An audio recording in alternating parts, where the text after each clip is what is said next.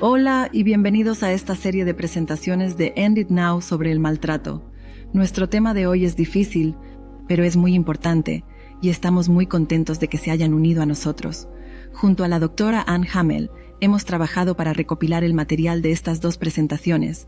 Inicio con la primera presentación, que sienta las bases para el tema, y luego ella compartirá la segunda, que es más un taller basado en un estudio de caso llamado El diario de Sara.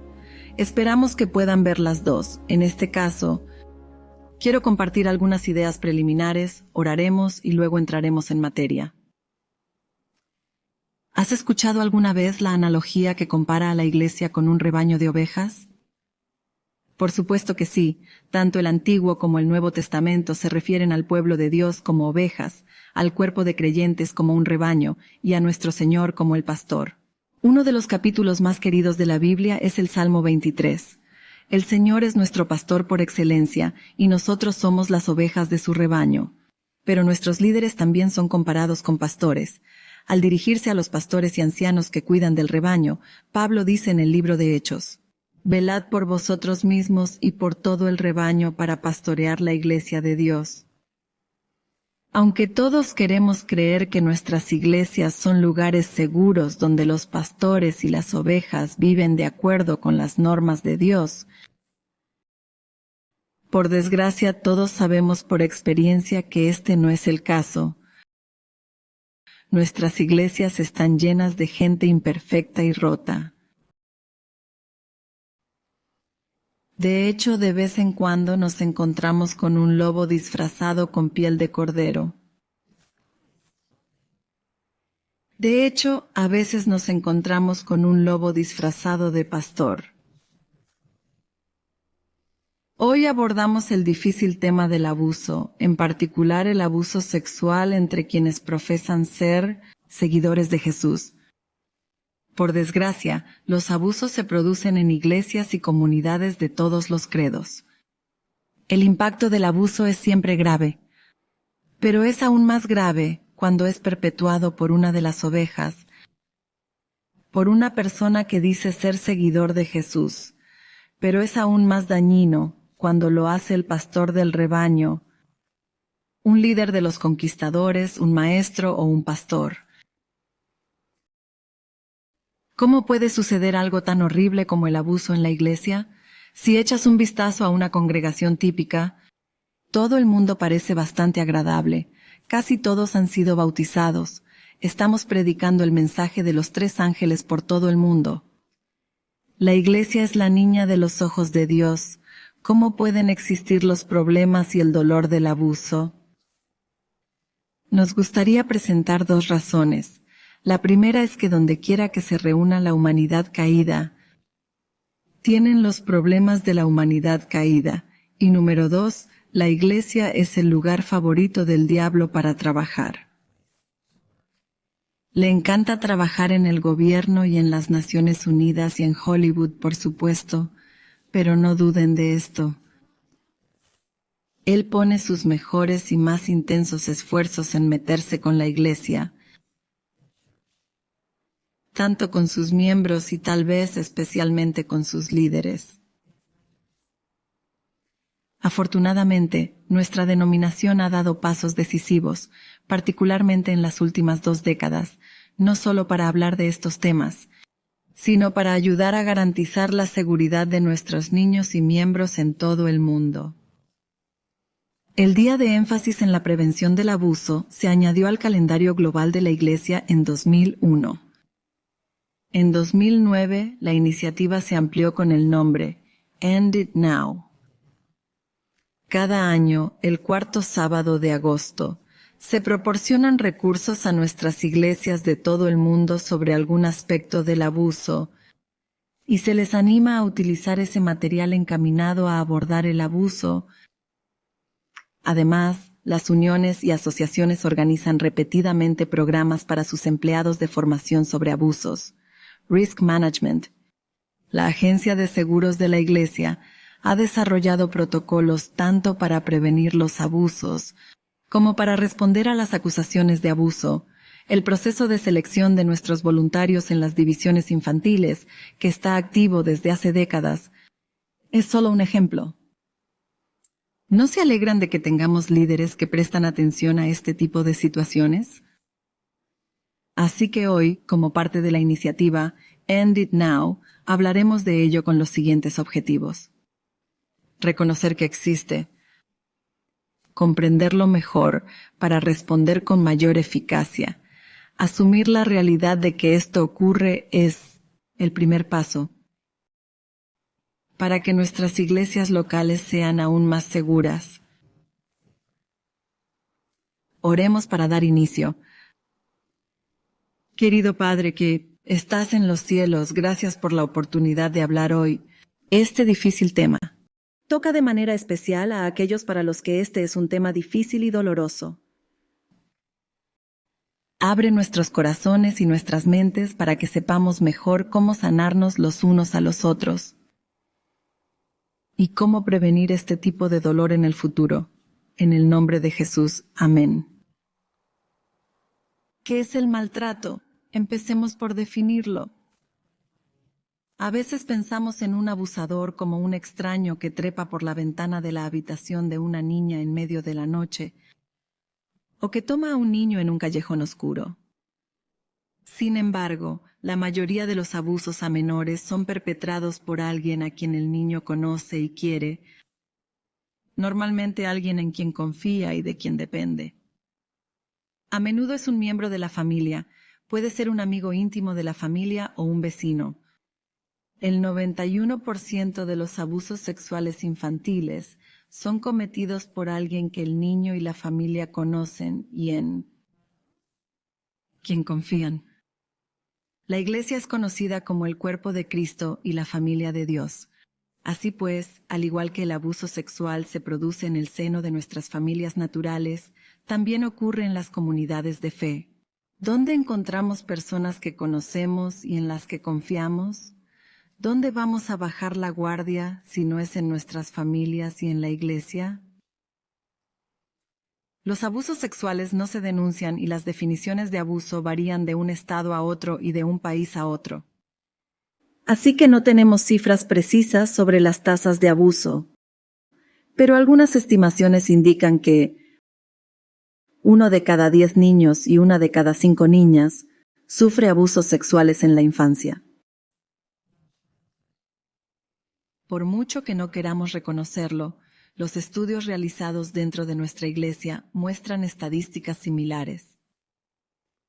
Para ayudarnos a analizar esta situación, he aquí 7 ejemplos reales de abuso dentro de nuestra propia comunidad de fe, la Iglesia Adventista del Séptimo Día, y volveremos a comentar cada uno de ellos a medida que avancemos. Por supuesto, hemos cambiado los nombres. Sara fue seducida por el director de la escuela de su pequeña iglesia a ser su secretaria. Esto le permitió estar a solas con ella después de clases en el colegio y sacarla de vez en cuando de clases para que le ayudara en otra parte del edificio. Ella pensaba que esto era amor, pero era abuso.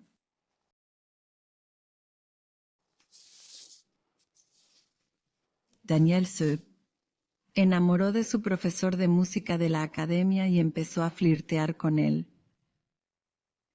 A él le encantó aceptar lo que ella le ofrecía.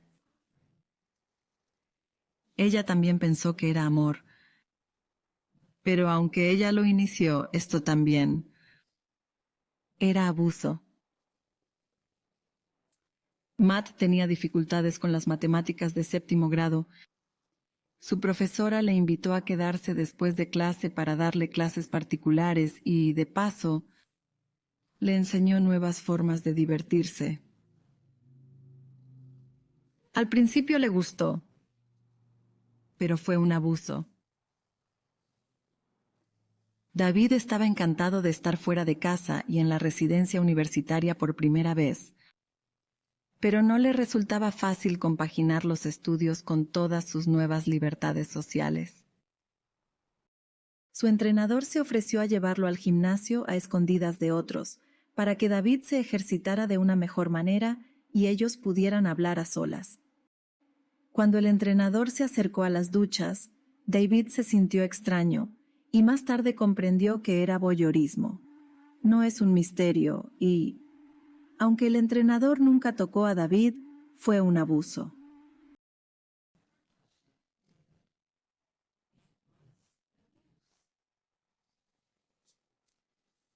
Amanda había terminado la escuela secundaria y había dedicado su vida plenamente al Señor. Anhelaba hacer una diferencia en el mundo y tener una familia más sana que aquella en la que había crecido. Su pastor reivindicó un papel paternal en su vida y, viendo su potencial, la orientó en varias áreas para llevar un ministerio eficaz. Por último, le enseñó a ser una buena esposa.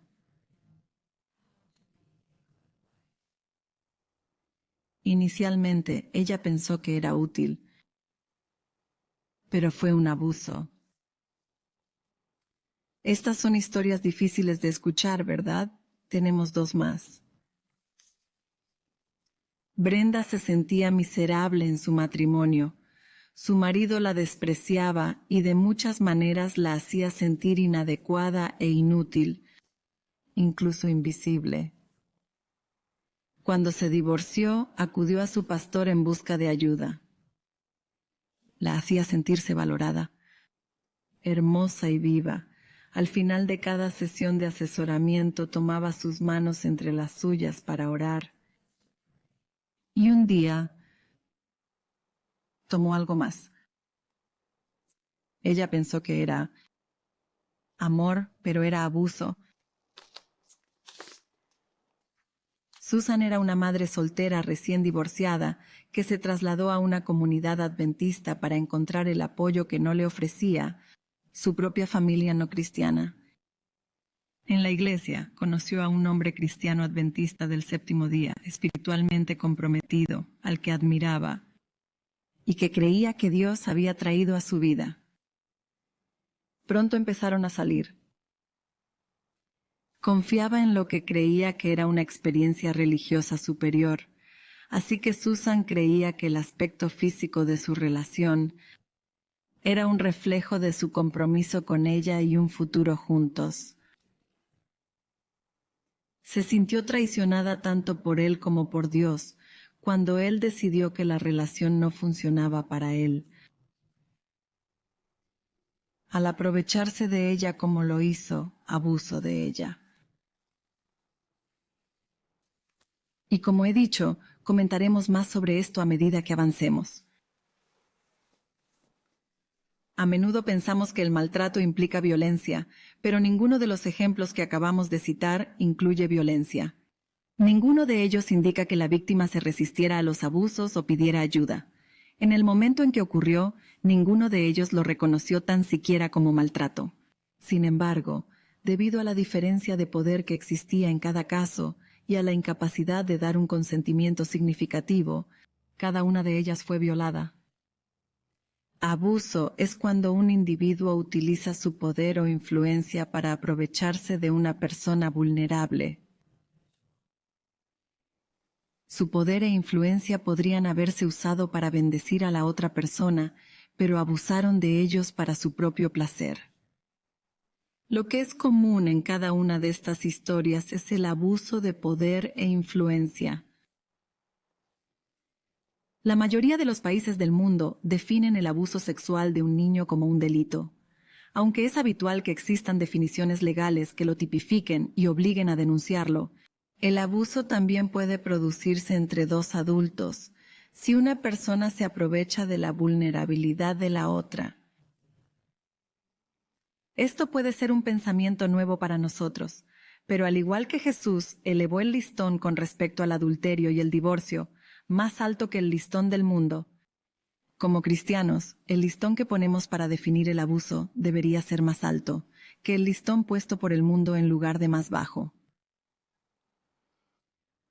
Veamos el impacto del abuso. A las víctimas de abusos sexuales a veces se les dice: «Oh, no es que te haya hecho daño.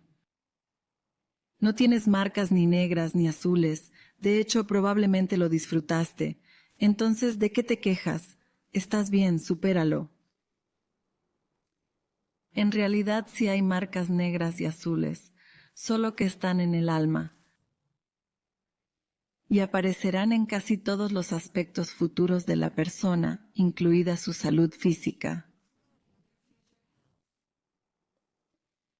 Las investigaciones demuestran que todos los tipos de maltrato infantil pueden dañar el desarrollo cerebral del niño, predisponiéndolos a problemas de salud mental y física de por vida y aumentando los riesgos de todo tipo de problemas sociales, emocionales, de comportamiento, académicos. Aumenta la probabilidad de conductas adictivas en la adolescencia, así como conductas de alto riesgo, como la promiscuidad. También aumenta los riesgos de una gran variedad de problemas laborales, legales, financieros, incluso el desarrollo de enfermedades crónicas como cardiopatías y diabetes. El secretismo del abuso crea una sensación de aislamiento y desconexión de los demás, que interfiere en el desarrollo social y emocional normal. El abuso sexual es especialmente perjudicial para la esencia misma de una persona. Cuando se sufre en la infancia, aumenta el riesgo de depresión, ansiedad y otros problemas de salud mental en la edad adulta. Cuando un niño o un adulto sufre abusos sexuales, se produce un nivel de vergüenza y culpa, y un sentimiento de inutilidad que acompaña a quienes no pueden obtener una buena ayuda. Nunca son capaces de escapar. Cuando el abuso es perpetrado por un cristiano, el daño es aún mayor porque hay un velo automático de abuso espiritual.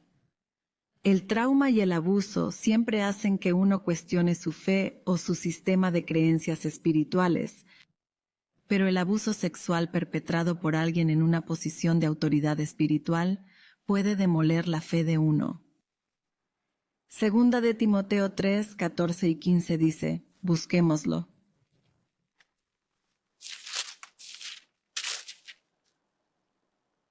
Debes permanecer fiel a las cosas que se te han enseñado. Sabes que son verdad porque puedes confiar en los que te enseñaron. Pero ¿qué pasa con tu fe cuando resulta que no podías confiar en los que te enseñaron? Hay un par de factores que determinan lo fuerte del impacto en una víctima.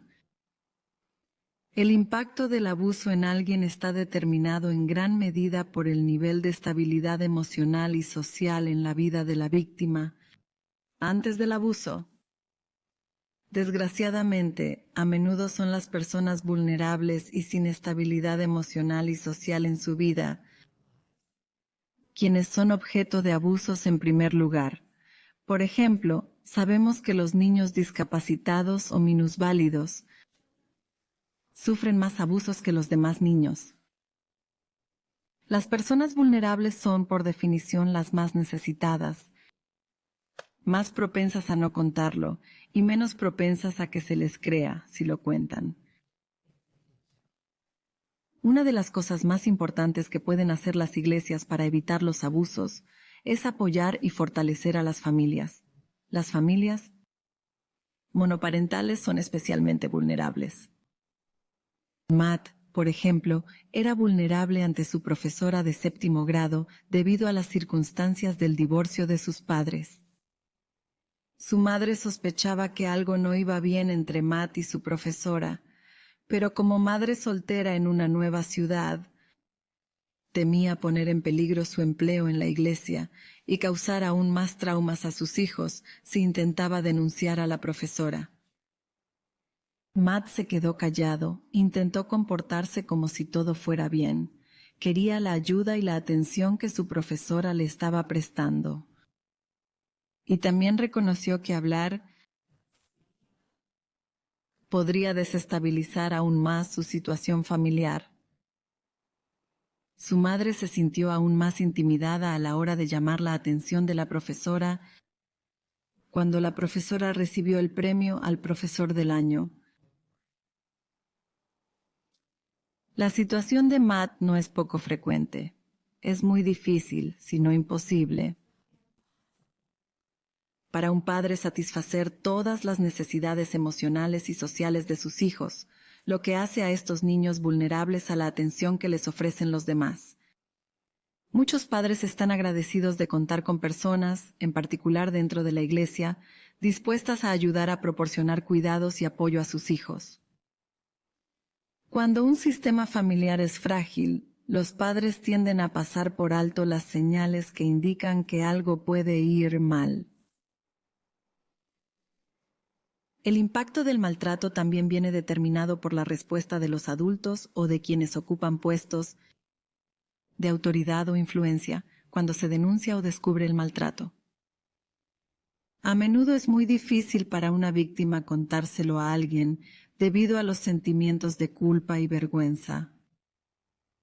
Muchos no se sienten víctimas, sino responsables de lo ocurrido y les preocupa delatarse a sí mismos. Esto es especialmente cierto si el agresor hizo que la experiencia fuera placentera o excitante. Si no se cree a la víctima o se cuestionan los detalles de la historia, el impacto del abuso se intensifica. La víctima no solo se siente ya violada, sino que ahora se siente insegura y desprotegida. A veces se culpa a las víctimas de lo ocurrido. Incluso los niños pequeños, que en particular se presentan como emocionalmente necesitados, a veces se les acusa de ser seductores. Por desgracia, esto ocurre mucho más de lo que imaginamos, especialmente cuando el agresor ocupa una posición de poder e influencia en la comunidad. A la gente le cuesta creer los informes negativos sobre alguien a quien respeta y admira. La disonancia cognitiva que crea hace que sea más fácil creer que la historia es inventada o, como mínimo, exagerada. Esta es una de las razones por las que muchas víctimas nunca lo cuentan. Además de la vergüenza, temen que no se les crea. La gente responde a las revelaciones de abusos de diversas maneras. Sara experimentó dos respuestas muy diferentes. Cuando finalmente denunció al director que había abusado de ella, los líderes de la asociación no hicieron nada al respecto. Lo está admitiendo, está siendo honesto, dijeron, lo que nos alivia, y además ha pasado mucho tiempo. ¿Qué es lo que quiere que hagamos? Bueno, Sara no sabía lo que había que hacer, pero su decisión de mantenerlo como director era una nube oscura sobre ella. Que ignoraran el abuso que ella había sufrido durante años, que ignoraran el impacto que había tenido en su vida y que dijeran que les aliviaba que admitiera su pecado y fuera honesto al respecto. Fue no solo una ofensa para Sara, sino que, como uno de nuestros terapeutas señaló, nuestro Señor dijo, le sería mejor amarrar una piedra de molino alrededor de su cuello que llevar a un niño por mal camino. Unos años más tarde, el director se trasladó a una asociación diferente, una donde los líderes de la iglesia tenían una comprensión cada vez mayor de los abusadores y el riesgo continuo que suponen para los demás. Providencialmente, se enteraron de la experiencia de Sara antes de que empezara a ejercer sus responsabilidades. Se pusieron en contacto con ella para confirmar el rumor. El director fue despedido y se establecieron límites apropiados para limitar su capacidad de liderazgo en su iglesia local. Esto fue asombroso para Sara, pero aún había más. El presidente de la asociación la llamó para agradecerle su ayuda al alertar sobre este abusador.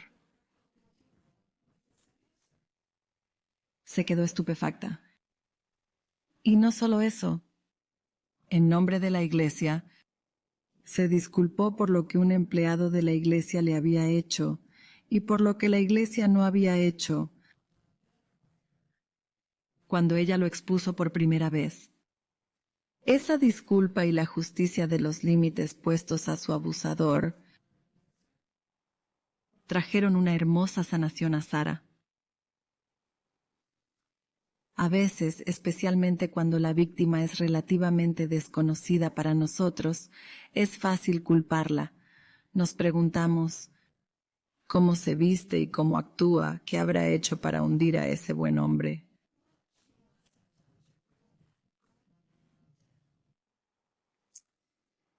A veces, la víctima ha actuado realmente de forma seductora. Daniel, por ejemplo, se enamoró de su profesor de música y fue tras él. Cuando se descubrió su relación, Daniel fue enviada a un internado a 2 estados de distancia para salvar el matrimonio y la carrera del profesor, que de todos modos terminaron un par de años después. Daniel sintió culpa y amargura durante años, hasta que por fin entendió que había sido el adulto, el responsable de esa relación, y no ella. Cuando Daniel flirteaba con él, era su responsabilidad distanciarse de ella, asegurarse de que nunca estuvieran solos, enseñarles sobre relaciones apropiadas, tal vez trabajar con sus padres y conseguir ayuda en terapia. Ella no había roto su matrimonio ni arruinado su carrera, había sido él. Había abusado de su autoridad e influencia en su vida con fines egoístas. Él había abusado de ella. A veces también se culpa a las víctimas por la forma en que denuncian. La mayoría de las veces la queja es que no siguieron Mateo 18. Amigos, por favor, echen otro vistazo a Mateo 18. Se refiere a la resolución de conflictos entre iguales. Las víctimas y los abusadores no son iguales. Usar Mateo 18 cuando una víctima está lidiando con un abusador no solo será ineficaz, sino que puede ser peligroso. Por ejemplo, cuando Brenda intentó reunirse cara a cara con el pastor para confrontarlo por su comportamiento, la violó de nuevo, la culpó de su debilidad y prometió suicidarse. Si ella le delataba, explicándole exactamente cómo lo haría. Cuando ella tuvo el valor de denunciarlo, él lo negó todo, negó que la conociera, y se quejó de que sus afirmaciones no podían tomarse en serio porque ella no había seguido Mateo 18. Se descubrió que este pastor había abusado de múltiples mujeres, cada una pensando, como Brenda, que ella era el amor de su vida. Afortunadamente, a pesar de las vehementes objeciones de muchos en la congregación, la asociación lo removió del ministerio y su ordenación fue revocada. Siempre que haya una acusación de abuso contra cualquier empleado de la iglesia o incluso líder voluntario en su iglesia o escuela, es imperativo poner en conocimiento de la Oficina de Gestión de Riesgos de su asociación inmediatamente. Si la persona es un empleado de la iglesia, es probable que sea puesto en licencia administrativa mientras hay una investigación. Si la persona no es un empleado de la iglesia, pero está involucrado en su iglesia o escuela, la Oficina de Gestión de Riesgos probablemente aconsejará que se suspendan los ministerios de la persona y le guiará a través de ese proceso. Si se determina que las acusaciones son creíbles, entonces independientemente del nivel de influencia que este individuo tenga en la iglesia o comunidad, o de lo mucho que todo el mundo lo ame, él o ella tendrá que ser removido de puestos de responsabilidad o influencia dentro de la iglesia. Deben tomarse medidas inmediatas para limitar su acceso a la víctima conocida, así como a otras víctimas potenciales. Esto se denomina plan de seguridad. Protege a todos los implicados, incluido el delincuente. Si te dijera el promedio de víctimas que tiene un maltratador antes de rendir cuentas, ni siquiera me creerías. Es asombroso. Esto sucede porque a menudo, en un esfuerzo por extender la gracia o asumir la inocencia hasta que se demuestre la culpabilidad, especialmente si conocemos y amamos al acusado, pero no conocemos realmente al acusador, a menudo erramos al dar a los delincuentes el beneficio de la duda. Desafortunadamente, cuando se les da una segunda o tercera oportunidad, a menudo dañan a otras personas. Así ocurrió en la experiencia de David. David se sintió extraño cuando su entrenador entró con él en la ducha del gimnasio y pronto se enteró de que tanto estudiantes como profesores sabían que este hombre tenía un problema de voyeurismo. De hecho, la administración le había dicho en varias ocasiones que dejara de llevar estudiantes al gimnasio e incluso lo había hecho por escrito y, sin embargo, el comportamiento continuó. David, junto con un par de personas de apoyo, se reunió con el entrenador y luego presentó una queja formal. El entrenador fue removido de su trabajo, pero si hubiera sido removido antes, David se habría ahorrado una experiencia que le hizo sentirse manipulado y humillado.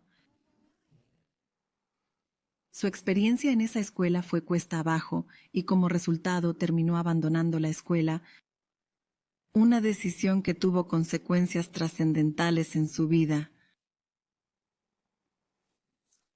Pero hay buenas noticias. Los neurocientíficos nos dicen que, como hemos dicho, el abuso tiene el potencial de dañar el cerebro, particularmente el cerebro en desarrollo de un niño. Aunque el maltrato aumenta el riesgo de desarrollar problemas de salud mental y física a lo largo de toda la vida, como hemos señalado, tenemos esta buena noticia, y es que estos problemas son evitables.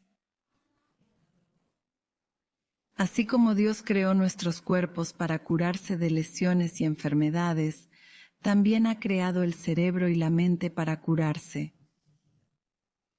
De hecho, los traumatólogos nos dicen que el impacto a largo plazo dependerá más del nivel de apoyo que uno recibe que del tipo y la gravedad del abuso. En cuanto al cuerpo de Cristo y la comunidad de creyentes, esta es una buena noticia y es importante que la conozcamos, porque la forma en que respondamos tanto al abusado como al abusador marcará una gran diferencia en el nivel de sanación. Nuestra respuesta importa. Lo más importante que podemos hacer cuando una persona ha sido maltratada es escuchar atentamente su historia, escuchar las emociones y los sentimientos que transmite, junto con los detalles y los hechos de la historia. La vulnerabilidad no es algo que la mayoría de la gente pueda articular racionalmente. Escucha atentamente con el corazón. ¿Y por qué hay que perdonar a un maltratador? Como todos sabemos, perdonar a alguien puede ser muy difícil. Una de las razones es que a menudo no sabemos qué significa perdonar. Perdonar significa que estamos diciendo que lo que hicieron estuvo bien, que no importa, que voy a seguir adelante en mi relación con ellos como si nada hubiera pasado, que yo me quedo con todo este dolor y sufrimiento y ellos no afrontan ninguna consecuencia. ¿Cómo se supone que voy a perdonar a alguien que no me da una disculpa significativa o tal vez ni siquiera admite que hizo algo? Webster tiene más de una definición para la palabra perdonar, y cuando usamos la palabra perdonar aquí, simplemente queremos decir abandonar la amargura. Por lo tanto, a cada una de esas preguntas, la respuesta es no. Perdonar a alguien no significa que lo que hicieron estuvo bien, o que no importa, o que tengo que seguir en mi relación con ellos como si nada hubiera pasado, o que no tienen que enfrentar ninguna consecuencia. El perdón nombra el mal como ninguna otra cosa puede hacerlo. Es ignorar el mal lo que envía el mensaje de que estaba bien o que no importaba. Como cristianos, queremos que todos se amen y se lleven bien, queremos que la gente se reconcilie, queremos que todo vuelva a ser como antes. Sin embargo, la reconciliación con el abusador, incluso con el perdón, rara vez es posible y de hecho no siempre es recomendable. Por ejemplo, una vez que Amanda se casó, el pastor que le había enseñado a ser una buena esposa quería que Amanda y su marido le perdonaran y que siguieran siendo amigos de él y de su familia. Les dijo que eso era lo que el Señor quería para mostrar el poder de su gracia en sus vidas. Vulnerables a sus sugerencias, Amanda y su marido lo intentaron durante un tiempo, pero como era de esperar,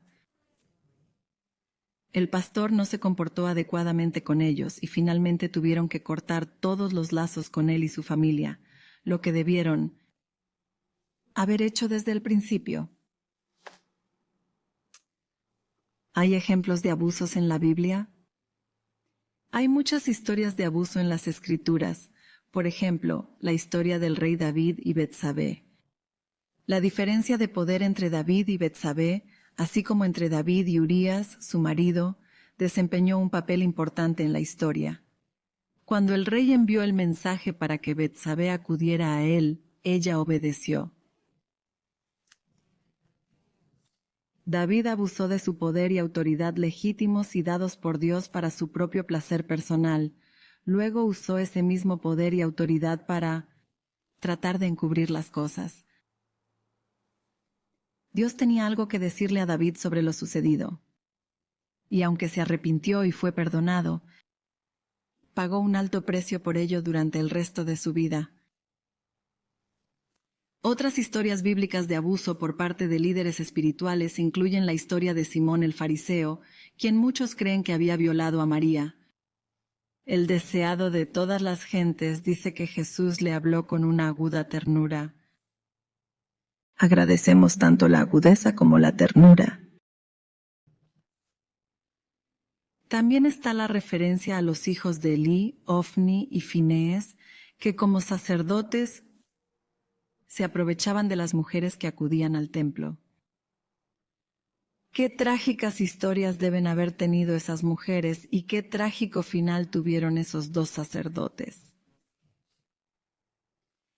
Ahora, antes de terminar, si se han aprovechado de ti, si has sido abusado por alguien que dice ser cristiano, y especialmente si esa persona era un líder cristiano, quiero hablarte directamente. Si fue una vez o innumerables veces durante un periodo de años, si tuviste un abusador o múltiples abusadores, nadie excepto Dios entiende completamente lo que eso ha significado en tu vida. Puede resonar para ti la pregunta de Lamentaciones 2:13, tu herida es tan profunda como el mar, ¿quién puede curarte? Amigo mío, la respuesta es Dios puede. Podrías llegar a pensar que si este sistema de pensamiento produce este tipo de comportamiento, no quiero tener nada que ver con él. Y tu reacción es comprensible, pero ese comportamiento tergiversa este sistema de pensamiento. Amigo mío, tergiversó a Dios. ¿No has sufrido ya bastante, perdido bastante? No dejes que tu abusador también te robe tu fe. Regresa a Dios, búscalo con todas tus fuerzas, porque en Él encontrarás una verdadera y plena sanación. Cuando te has equivocado, es muy útil recibir una disculpa. Puede que tu abusador nunca te dé una disculpa significativa, Y probablemente nunca recibas una llamada como la que recibió Sara de un presidente de asociación disculpándose. ¿Puedo pedirte disculpas? En nombre de la iglesia. Mi iglesia. Nuestra iglesia. Por el dolor que uno de nuestros miembros, tal vez uno de nuestros líderes, te ha causado. Te pido disculpas. Nunca debió haberte ocurrido. Tu abusador tuvo la audacia de abusar de ti. Ahora quiero que tengas la tenacidad de sanar. Tu abusador ha tenido la audacia de fingir que no ocurrió o que no importó. Quiero que tengas la tenacidad de decir que sí sucedió y que sí importa. Puede que tu agresor haya tenido la osadía de seguir por ahí, como si fuera una especie de supercristiano. Quiero que tengas la tenacidad de seguir por ahí como un verdadero cristiano con toda la dignidad y alegría que eso implica. Amigo, no dejes que esta experiencia te defina a ti o al resto de tu vida. La iglesia y el mundo te necesitan. Necesitamos tu energía, tu perspectiva, tus dones. Dios tiene un lugar para ti en el reino y un lugar aquí en la tierra donde solo tú puedes marcar la diferencia que Él tiene en mente. Así que busca la sanación y sigue adelante. Ha llegado el momento. En conclusión, me gustaría hacer un llamado a todos nosotros. Tenemos que asegurarnos que existan ventanas en las puertas, que siempre estén 2 adultos con un niño y que se comprueban los antecedentes de todo el mundo, etc. Pero sobre todo, solo tenemos que prestar atención y si algo nos preocupa, debemos estar dispuestos a hacer lo que podría ser incómodo para todos e investigarlo.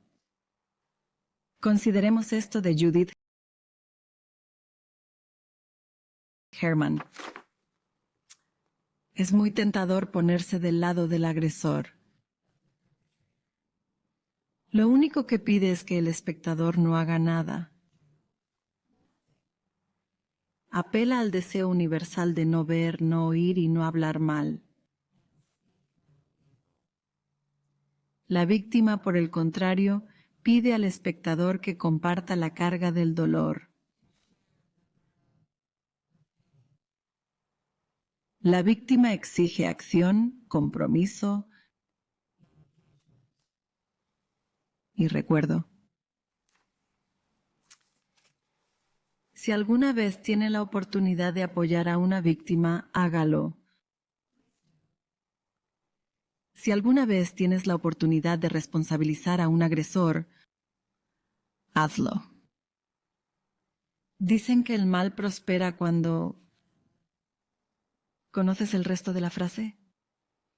El mal prospera cuando la gente buena no hace nada. No permitas que prospere bajo tu vigilancia. Finalicemos con una oración. Querido Padre que estás en los cielos, ¿cómo se te rompe el corazón por los abusos que se cometen en nuestro mundo e incluso en nuestra iglesia?